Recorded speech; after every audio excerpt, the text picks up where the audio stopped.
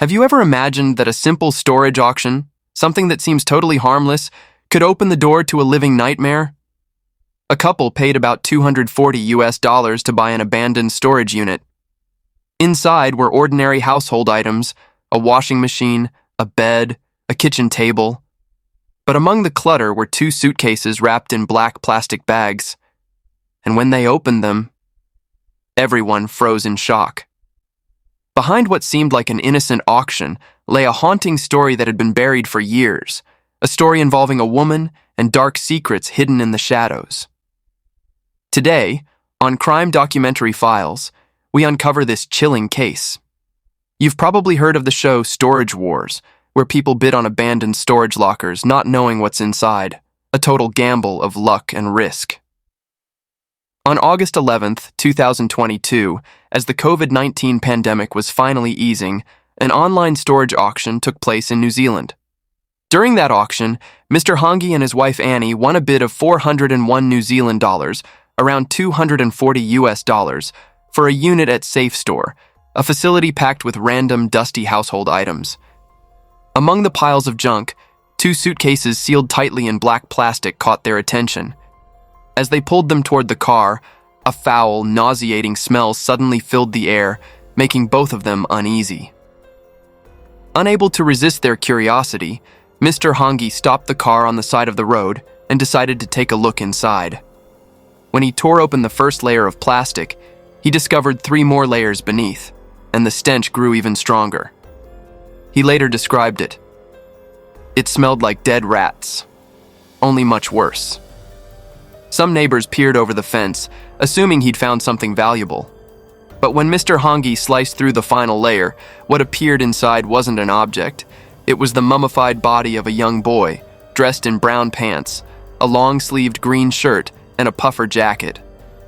No one could have imagined that this harmless-looking auction would uncover one of the most horrifying mysteries in years. Police quickly arrived at the scene after receiving the call.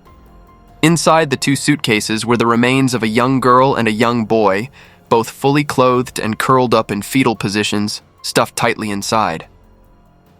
Based on the state of decomposition, forensic experts determined the children had been dead for several years. Through records of the Safe Store renter, investigators identified the victims, Yuna, a 10-year-old girl, and Min Woo, a 6-year-old boy. There was no longer any doubt. The renter of the storage unit, who also happened to be the mother of the 2 children, Lee Yoon-ji, immediately became the prime suspect in this shocking case. Lee Yoon-ji was born on August 15, 1980, in South Korea, the second child in an ordinary family. In 1993, when she was just 13 years old, her family emigrated to New Zealand in search of a better life. 5 years later, in 1998, tragedy struck when her father passed away, a devastating loss that deeply affected her teenage years. That same year, Lee returned to South Korea to take the college entrance exam, where she was accepted into an English language program. After studying for a little over a year, she followed her mother's advice and moved back to New Zealand to continue her education, this time pursuing hotel management. Raised in a devout Christian household, Lee was deeply influenced by her parents' religious faith. She attended church every Sunday and even served as a Bible study instructor at a Korean church in Auckland. It was during one of the church's youth gatherings that Lee met Ian Jo, a well-liked Korean man who worked as a mid-level manager at Auckland Airport. He also led the church's youth ministry, which had more than 200 members. Their relationship blossomed quickly, and within a short time, they were married in 2006. The couple settled down in Papakura, a quiet suburb of Auckland, ready to build a peaceful new life together. After 3 years of marriage, in June 2009, Lee gave birth to their first child, Yuna. To care for her newborn, she left her job in the hospitality industry and became a full-time mother. In March 2012, their second child, Minwoo, was born. Minwoo had ongoing speech difficulties, which caused delays in his language development.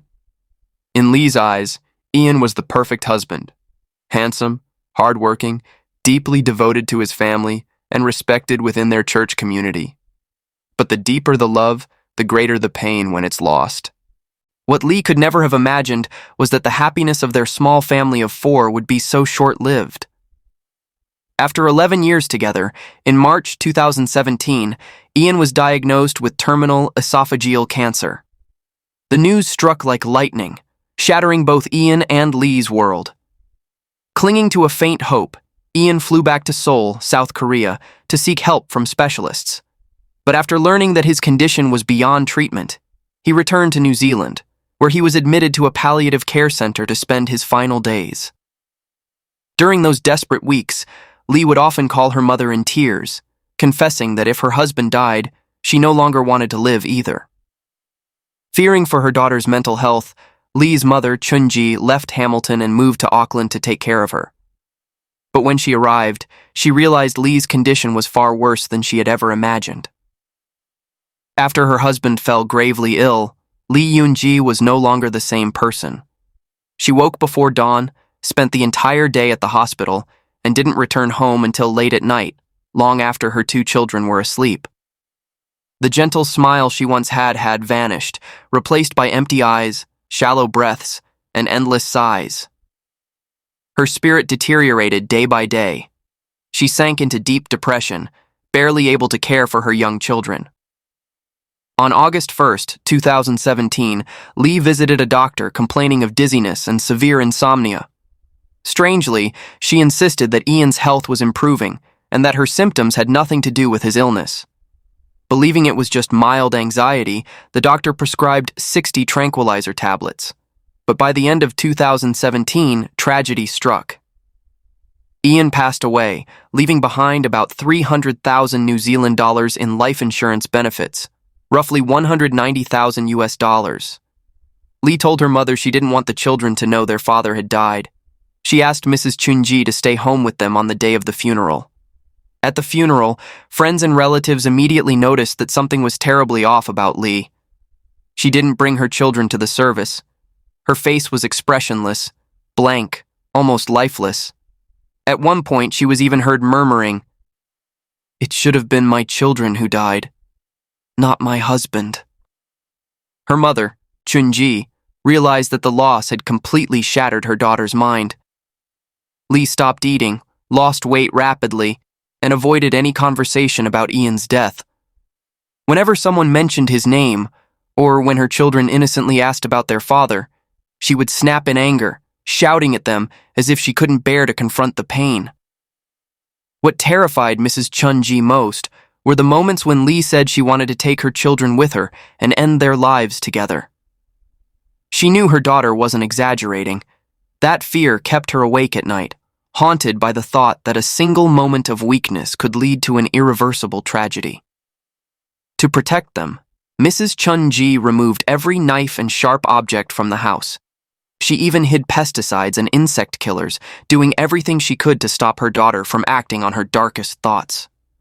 A few days after Ian's death, Chun-ji took Lee and her 2 grandchildren to the cemetery so they could say their final goodbye. But just a month later, Lee suddenly told her mother she wanted to take the kids on a trip to clear her mind. What followed was a series of strangely extravagant journeys that lasted more than 2 months and cost roughly 32,000 US dollars. When they finally returned to Auckland, Lee quietly told her mother, "I want to spend the rest of the money and then join my husband with the kids." Trying to calm her down, Mrs. Chun-ji replied, "If you really want to go, then go alone." "Leave the children with me." Lee gave a faint, sad smile and said, "Mom, you don't even speak English. How could you take care of them?" They both laughed softly. And in that fleeting moment, Chun-ji believed her daughter had finally begun to heal.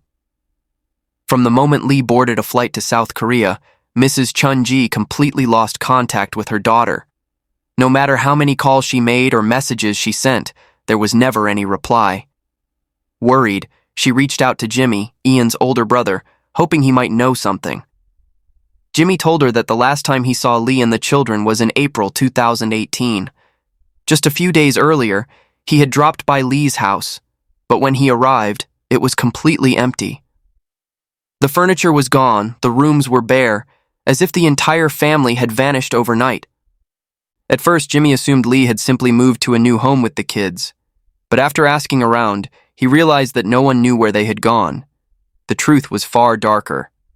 Lee had changed her name, taking on a new identity as Lee Ha-kyung, and secretly returned to South Korea, beginning a hidden life that no one could have imagined. On July 29, 2018, after arriving back in Seoul, she rented a small office-style apartment near Gangnam Station. Years later, when Korean reporters traced her steps and visited that same building, the property manager revealed a chilling detail. "I remember that woman very clearly." Not long after she moved in, something happened that brought both the police and the 119 emergency team to the building. According to the 119 emergency responders who arrived at the scene, Lee had been stabbed a total of 8 times, 6 shallow wounds, 2 deep ones, and a gruesome slash across her neck, forming a curved, arc-shaped cut. Fortunately, after being rushed to the hospital, doctors confirmed that none of the wounds were fatal, and Lee ultimately survived. What shocked reporters even more was a detail revealed by the paramedics. During a full medical examination, doctors discovered severe bruising and strangulation marks around Lee's neck, so deep that facial nerves had been damaged, leaving the left side of her face temporarily paralyzed. When Seoul police questioned her, Lee claimed that the injuries were caused by a stranger, a man who had followed her to her apartment, assaulted her, and nearly strangled her to death. But after reviewing the building's security footage, investigators found no trace of any suspicious person entering or leaving the premises. Following procedure, the police advised Lee to undergo a forensic medical exam for sexual assault victims, including biological tests that might help identify her attacker. Yet Lee refused, firmly and repeatedly. Based on forensic findings and Lee's inconsistent statements, investigators eventually concluded that no real attack had taken place, and that her wounds were most likely self-inflicted. It was 2018, and at that time, no one, not even the Korean police, realized that Lee was hiding a horrifying secret that would only come to light 4 years later. Recognizing her severe psychological instability and recurring suicidal thoughts, police arranged for Lee to be admitted to a psychiatric hospital in March 2019. According to hospital staff, throughout her treatment, Lee spoke only about herself, her pain, her loneliness, but never once mentioned her children. As her discharge date approached, Lee had no money left to pay her medical bills. She tried calling her mother, Mrs. Chun-ji, back in New Zealand, but couldn't reach her. Desperate, she contacted one of her mother's church friends, asking for help to cover the remaining hospital fees. During that phone call, when the woman gently asked about her children, Lee answered coldly, "My children are gone." Her words left the woman on the other end of the line shocked and speechless. Yet, not long after, Lee told another relative in South Korea that her children were living with their grandmother. Given her conflicting statements and deep psychological instability, no one could tell what was true anymore. It wasn't until April 2022, when Lee's money finally ran out and she could no longer afford to pay the storage fees in New Zealand, that the horrifying secret she had been hiding for years would at last come to light. On August 11th, 2022, New Zealand police made a chilling discovery: 2 children's bodies sealed inside 2 suitcases. Just 11 days later, on August 22nd, authorities issued an international arrest warrant for Lee Ha-kyung, the alias used by Lee Eun-ji, and alerted South Korean police. Then, in the early hours of 1 a.m. on September 15, 2022, Interpol Korea, working with local law enforcement, raided an apartment in the city of Ulsan. The unit was located inside a Hanwha Energy Company residential complex, normally reserved for employees. Intelligence sources had revealed that Lee was hiding there, on one of the top floors, with the help of an acquaintance. The raid was swift and precise. Within minutes, officers apprehended Lee, who was 42 years old at the time of her arrest. After a short period in temporary custody, Lee was transferred to the Seoul Detention Center, awaiting an extradition hearing that would determine whether she would be sent back to New Zealand to face justice. Because Lee had previously obtained New Zealand citizenship and South Korea does not recognize dual nationality, she was no longer considered a South Korean citizen, a fact that made the extradition process move more smoothly. 3 months later, in November 2022, a South Korean court approved New Zealand's extradition request. Lee was returned to New Zealand at the end of 2022, but her trial was delayed for nearly 3 years due to the complex preparation of legal documents and multiple psychiatric evaluations. Finally, in September 2025, the official trial began. In court, Lee Ha-kyung, formerly known as Lee Eun-ji, admitted to causing the deaths of her 3 children sometime between June 27th and July 27th, 2018. She also confessed to giving them antidepressant medication, placing their bodies inside suitcases and storing them in the rental unit.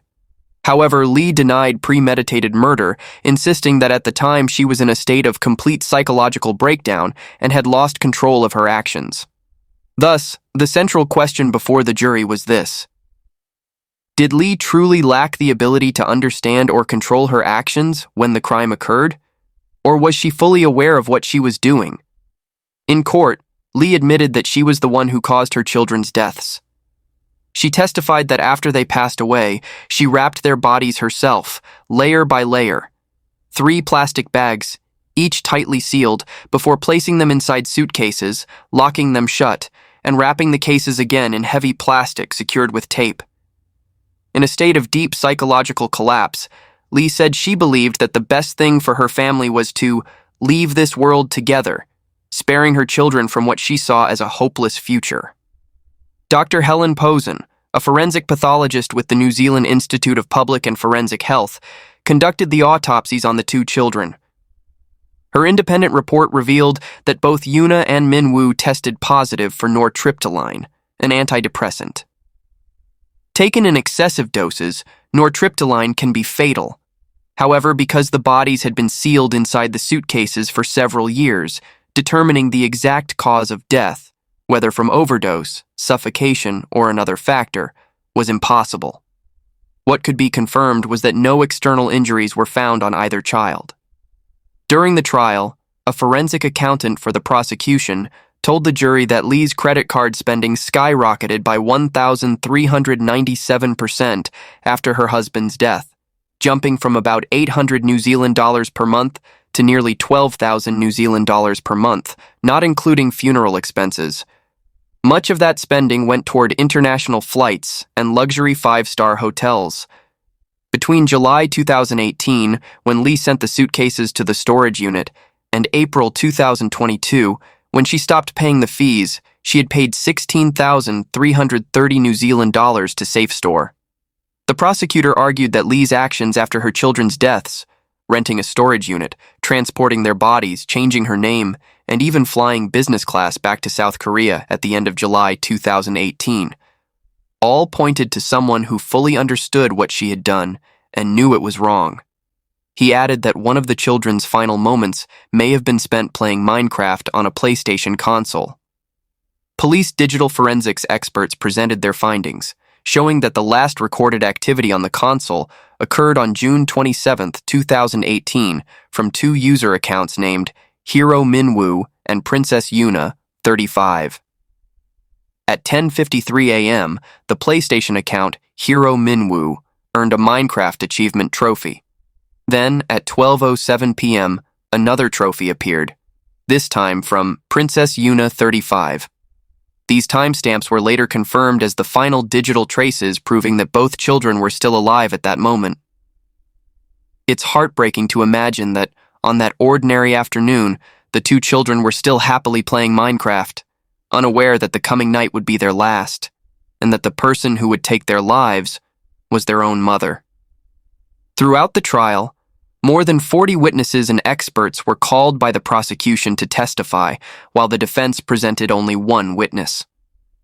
Among the testimonies, several stood out for their chilling detail, each shedding light on different sides of this tragic story. One of the key witnesses was Roger McLaren, a moving company employee who testified that in July 2018, he had been hired by Lee Ha-kyung to move all of her belongings to a SafeStore storage facility. McLaren told the court that his first impression of Lee was that she was well-dressed and strikingly attractive, carefully made up, wearing an elegant dress and a face mask. He emphasized that at the time, long before the COVID-19 pandemic, wearing a mask in public was extremely rare, and it immediately struck him as odd. Despite Lee's polished appearance, the items inside her home seemed ordinary and unremarkable. The furniture, appliances, and decor all looked modest, mismatched with her seemingly affluent image. What disturbed him most, however, was her detached behavior throughout the move. She gave no instructions, showed no concern about what was packed first or last. She simply told the movers to take everything away.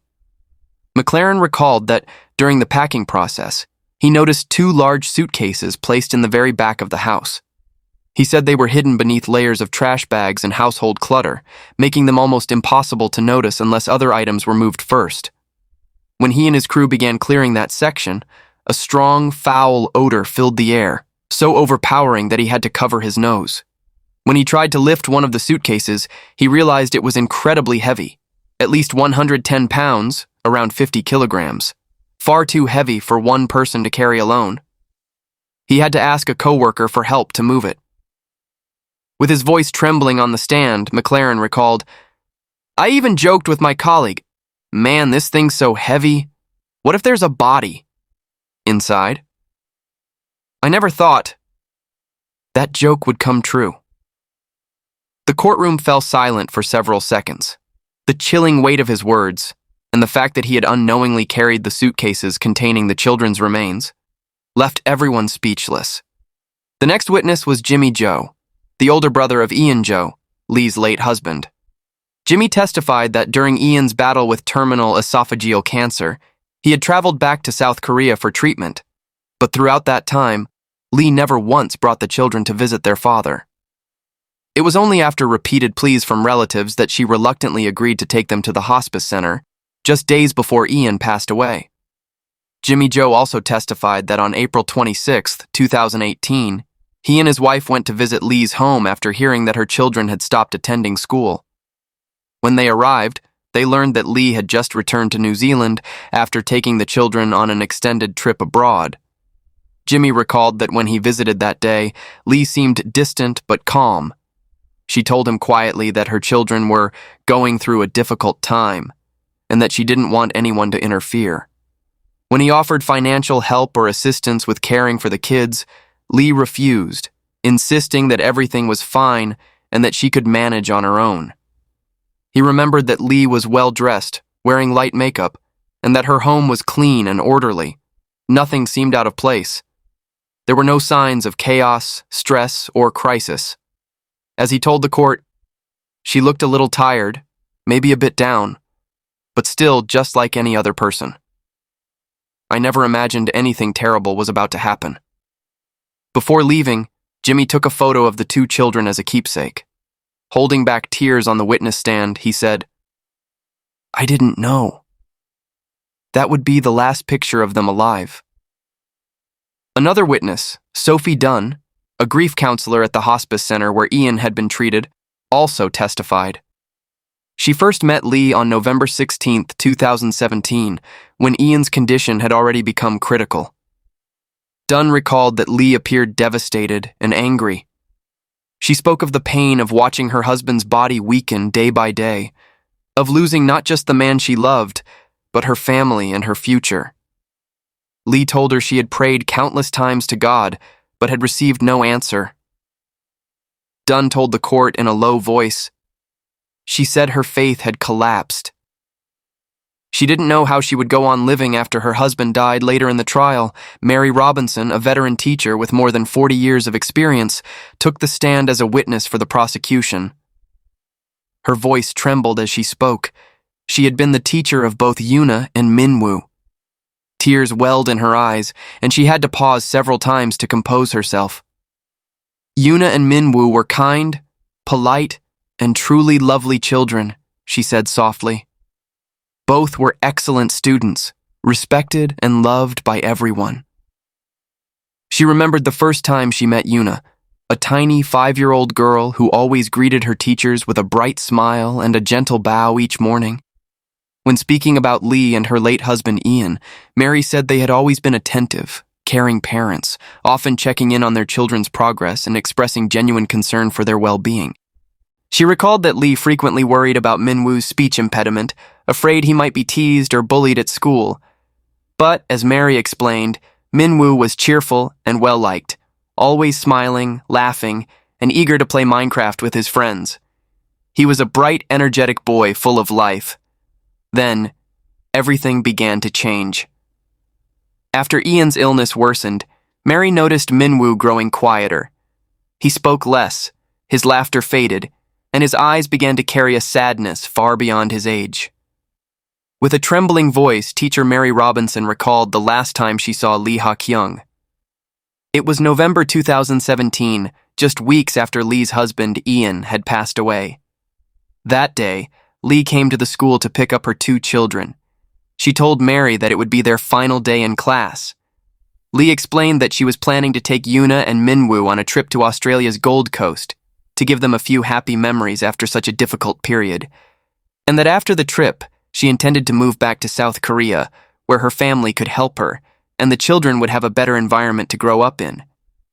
Mary told the court, "At the time, I didn't think anything was wrong." She spoke softly, smiled politely, and seemed genuinely focused on giving her kids a joyful vacation. Everyone believed that Lee had simply left New Zealand for good, starting a new life in South Korea with her children. So when Yuna and Min-woo disappeared in 2018, no one at the school suspected anything. Another witness, a close friend of Lee's, identified in court only as Choi, also testified. She said that she and Lee had been friends for years while living in New Zealand. Even after Choi emigrated to Australia, the 2 women stayed in touch online, chatting regularly.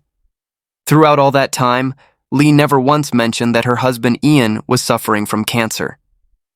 When Choi heard that Ian had passed away, she immediately sent a message of comfort to her friend.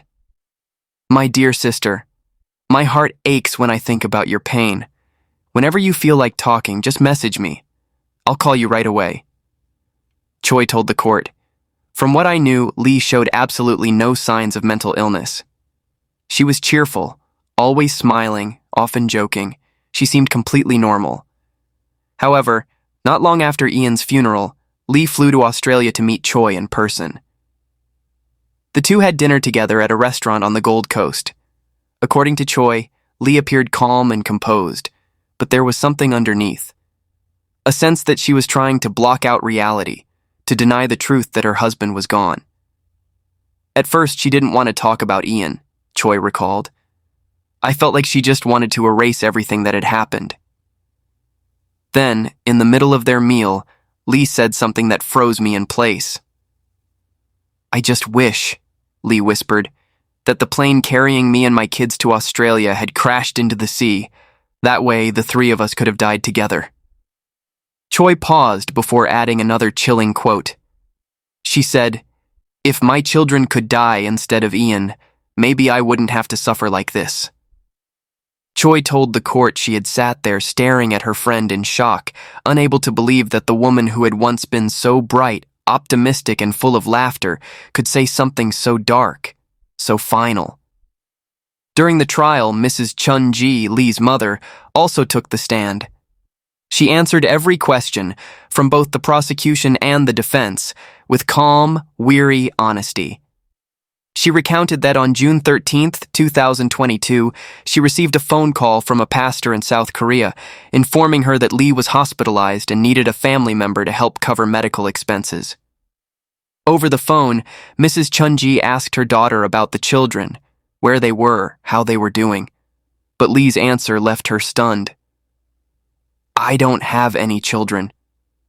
For half a day, Mrs. Chun-ji kept calling, pleading for answers, but Lee's responses remained cold and detached. There was no trace of emotion, and still no clue as to what had happened to the 2 grandchildren she had once held in her arms. Realizing that her daughter was in a psychiatric hospital and mentally unstable, Mrs. Chun-ji decided to pay the hospital fees and fly to South Korea to see her in person. When news of her situation spread through her local church community in New Zealand, members of the congregation pooled together donations so that she could afford the trip. Thanks to their help, she finally made it to South Korea. Inside a dimly lit hospital room after years apart, she saw her daughter again. Lee looked pale, withdrawn, and broken. Mrs. Chunji longed to ask where the children were, but she remembered the doctor's warning, not to say anything that might upset the patient. So she stayed silent, sitting by her daughter's bedside, holding back tears as she simply watched her breathe. It wasn't until Lee was discharged from the hospital that her mother finally gathered the courage to ask, once more, about the children. Yet even after being discharged from the hospital, Lee remained silent. She refused to say anything about her children. A short time later, when a storage unit in New Zealand was opened, the horrifying truth finally came to light. Lee was quickly arrested, and only then did Mrs. Chun-ji learn the devastating reality. The two grandchildren she had prayed for, worried about, and longed to see had been killed by their own mother 4 years earlier. In court, Lee's defense attorney called her first and only witness, Dr. Kelly, a psychiatrist. Dr. Kelly presented her psychiatric evaluation report, asserting that Lee met the clinical criteria for diminished criminal responsibility due to severe mental illness. According to Dr. Kelly, Lee suffered from major depressive disorder and genuinely believed that her children would face a fate worse than death if they had to live without their father, or if they ever learned the truth. Therefore, the doctor concluded that Lee had been legally insane at the time of the crime. When asked about the amount of medication Lee and the children had taken, Dr. Kelly admitted she couldn't recall exactly. She also acknowledged that she had considered the possibility Lee wasn't being truthful, but ultimately decided that her actions aligned with symptoms of psychotic depression. However, prosecutor Natalie Walker delivered a sharp rebuttal. She challenged Dr. Kelly's findings, arguing that there was no clear proof Lee was in a psychotic state when the killings occurred. Pressed for details on how she reached her conclusion, Dr. Kelly hesitated and finally replied, "I can't provide you with everything." Her vague answer drew murmurs and bitter laughter throughout the courtroom. Prosecutor Walker continued, pointing out that Lee's own statements had been riddled with contradictions, at times claiming she had no children, at others saying they were living at a charitable facility in New Zealand. Walker argued that if one relied solely on Lee's version of events, nothing added up. "What matters," she told the jury, "is not the story she tells, but the truth reflected in her actions." Walker then reconstructed the final days of June 2018, step by step. On June 27, 2018, while her two children were still playing Minecraft inside their home, Lee quietly set her plan in motion. She filled out an envelope under a false name and sent it via express mail to the Department of Internal Affairs. That afternoon, she went to Mitre 10, a local hardware store, and bought garbage bags, garden liners, and heavy-duty tape. That night, she mixed a lethal dose of antidepressants into fruit juice and gave it to her children to drink. Prosecutor Walker spoke slowly and deliberately. And after her children died, she didn't cry. She didn't grieve. She never once tried to end her own life alongside theirs. Evidence showed that the very next day, June 28th at 12:13 p.m., Lee, under her new alias, submitted an online application for a driver's license. Later that afternoon, she visited Safe Store and signed a rental contract for a storage unit, a transaction documented with a photograph for company records. By June 29th, Lee had passed her driving exam and received a license under her new identity. Feeling triumphant, she filled up her car with gas, bought a lottery scratch ticket and won, and then spent the day at an upscale beauty salon in Albany, paying 900 New Zealand dollars for an eyebrow tattoo and luxury hair care package. 2 days later, on June 30th, Lee returned to Mitre 10 once more, this time to purchase more garbage bags and a padlock. That evening, she was seen multiple times at the Safe Store facility, and it was there, amid cold concrete walls and the dim silence of a storage room, that Lee hid the suitcases containing her children's bodies, pushing them into a dark corner. Over the following weeks, Lee calmly cleaned the house, terminated her lease, and filed for an emergency passport under her false identity. She then hired a moving company to take everything that remained, every small item, every personal belonging, and store it all at Safe Store, concealing the horrific truth buried inside those 2 suitcases. When everything was neatly arranged on July 29th, Lee erased her past. She booked a business-class flight to South Korea, smiling as she boarded, as if nothing had ever happened. In court, Prosecutor Natalie Walker's closing argument left the defense's only witness, Dr. Kelly, visibly shaken. Walker seized the moment, reminding the jury of Lee's previous statement to 2 psychiatrists, including Kelly herself, that after giving the children the pills, Lee claimed she had also taken a fatal dose in an attempt to die with them. Walker's voice cut through the courtroom. If she truly intended to die with her children, she asked, then why did she come to verify her driver's license papers earlier? Why did she visit the post office, take a driving test, buy garbage bags and duct tape? Why plan every step so carefully? Then, with a final, icy question, Walker delivered the blow that would decide the case. When we connect all these facts, Dr. Kelly, do you still believe that Lee didn't understand her actions were wrong? A moment of silence followed, and then something no one expected. As the defense's own expert witness, Dr. Kelly was supposed to support Lee's case. But under the prosecutor's relentless questioning, her confidence began to waver. Her voice grew soft. I still believe she was depressed, she said quietly. But I admit, she knew what she did was morally wrong. That single sentence shattered the defense's entire strategy. Even the only witness on Lee's side had now acknowledged that she could tell right from wrong at the time of the crime. With their final hope gone, the defense collapsed completely. After 3 hours of deliberation, the jury returned to the courtroom and delivered its verdict. Guilty. The room fell silent. The case that had shocked all of New Zealand had finally reached its end. The sentencing hearing was scheduled for November 2025. Because New Zealand does not impose the death penalty, Lee's fate was effectively sealed. Life imprisonment, with the possibility of parole after several decades. Motherhood, the most sacred bond in existence, the instinct that drives a mother to sacrifice everything to protect her child. But in this case, that bond was strangled by despair, drowned in delusion, and consumed by darkness. And that is the case of Lee Yoon-ji, also known as Lee Ha-kyung, a tragedy that will haunt New Zealand for generations. If you have thoughts about this case, share your opinion in the comments below. Thank you for watching, and we'll see you in the next video.